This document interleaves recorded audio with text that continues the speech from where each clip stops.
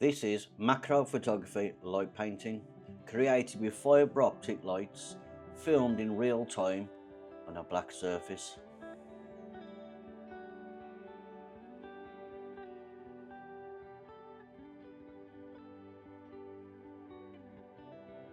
As I move the light slowly, shapes begin to form, not planned, not sketched, just discovered.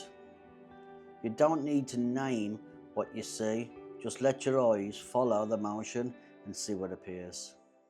Hello everybody, welcome back. As you've seen in that bit of a trailer, we are going to be doing some abstract macro photography today.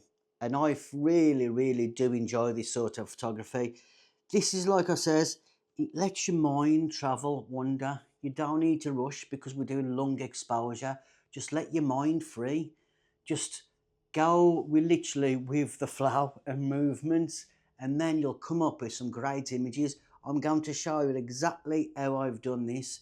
It's not hard, and it's probably one of the most cheapest, easiest forms of light painting I have ever done, to be honest. I couldn't believe how easy it was. When I was looking at the setup, I thought, is that it? If I can't, you know what I mean, if people can't do this, there's something seriously wrong. So I'm going to be showing you all that today. Like I says, if you didn't see my last video, I did abstract macro photography with the same thing, where I just zoomed into it, got the bokeh and all the lights shined up and just little bits of detail to get what I wanted to make the eye wander and stick to the picture. This is what we're going to be doing today, but it's more of a long exposure flowing effect. So there's different types of long exposure and light trails and light painting. This is something that I've just sort of came up with over the Christmas holiday, just to try and, you know, keep my mind active and get something arty on the go, because I know with these dark months coming, everybody sort of struggles with weather. So I just want to get something that everybody can do. Like I said, we used this little fibre optic lamp on our last video, and it is really absolutely cheap. Like I says, I got this one off, like say, Amazon, and it was literally £7. Like I said, it was literally cheap as chips. You can get them off Temu and different places like that for even cheaper, and it's ideal for what we want. It just makes everything, you know, creative and easy. It's not only that, if you can get use out of one thing a couple of times, multiple things, it gets the value down in price. It keeps the photography at a budget. So that is a fantastic, you know, idea what we can be doing. So like it says in the video, all we need is a black surface. Now really I could use my black counter, to be honest, because that is literally all we need. But all I've got is a piece of black Perspex, and this is going to be my canvas. The only reason I'm using these black Perspex is so I can actually figure out where I'm going to focus, because if I was to focus, you know, on the black sheet, I wouldn't know where to do, but I can then literally pick the lines out before I turn the lights off to start painting. This is what I say, this is why I'm using this. You haven't got to put some sellotape and, you know, just put 2 marks of sellotape on and then focus in on the middle. What I tend to use, or what I have used, should I say, on this video, is I got this little spoon, and all I did was put the spoon there, and I know that if I focus onto there, I'm going to get the image straight away perfect how I want it. If you don't focus in first, you get some really blurry and horrible pictures. But there again, say horrible, you can't say anything in photography is horrible, because if you like it, it makes no difference about what anybody else likes. As long as you like the picture, that is the main thing to keep thinking about in any sort of photography and any sort of picture you do. As long as you like it, that's the main thing. You know what they always say, there's horses for courses, and it's literally right. What you don't like, somebody else might like. Just remember this in your photography. Like I said, this is literally what's going to be my setup now. I've got my camera all set up ready on this. Now, if you got a tripod, yeah, because you're going to need a tripod or something to literally, you know, control the light with, because this is why I've got this platypod stand already set up. But if you got a tripod, use a tripod. Don't mean you got to go out and buy one, does it? It just means that, you know, It's there to be used, so I'm going to use it. And like I said before, it leaves me free to visually see you, and it is nice and neat and tidy and very stable. So the first thing is we're gonna turn the camera around, yeah, and get what we want to see. So I'm gonna position the camera down, just like that. And what I'm gonna do then is I'm gonna turn on the back screen, so I can see it. There we go. Turn the camera on. All I'm going to do now is I'm going to make sure everything is in focus. So I want literally the camera direct in the middle of there, like that, so we can see exactly where we're going.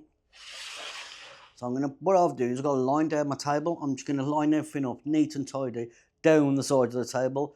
Then I'm just going to put, like I says, the spoon on there, line it all in. Then I'm just going to focus on to the spoon. And, you know, this might take a little bit of setting up. Now don't forget, we're not actually at 1:1. So is it macro photography or is it close-up photography? Our class this is macro photography. Let me know what you think. So this needs to move up a little bit more because I ain't got it all in. And I want the picture centre, so I need the spoon down the centre of that line. Just like that. Move it forward a little bit more up. Oh, we got it down. That's it. That's it. Just refocus back in. And then we've literally got what we need. Now, you are going to need to turn the lights off to do this because the light is so fine and so short, you're not going to get with the lights on. So what I'm doing is I've done some captions before of what I'm doing, but I'm going to show you on here, then trying to introduce the videos in where I'm showing you what I'm doing as well. Your settings.